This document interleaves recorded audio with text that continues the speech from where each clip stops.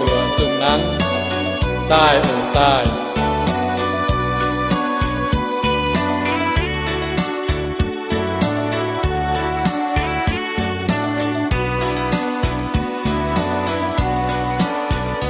Tai tai, tai choàng pháo dương trên dâu,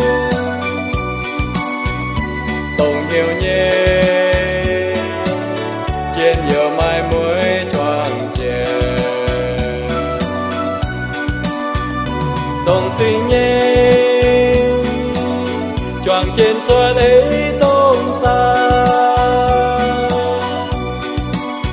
Thang nhộm chín to trên dâu on lo hay mây bùa tô quang su khâu nan mai từng ngày su cun khôn nhiều xiêm càn tai ló tin hu nhẹ chào oi bèo cun nhiều khu giờ. Tai tai, tai choàng pháo dương trên dâu, ngao nhịp trên mi, dâm chiều tung hát nhẹ cò. Chiều Giêsu tung cùng yêu quân đưa chui, oi phùng nhiều phùng bên chia chiều nhẹ mây bùa tô quang su khâu nan mai từng ngày su cun khôn nhiều xiêm càn tai ló tin hu nhẹ chào oi bèo cun nhiều khu giờ.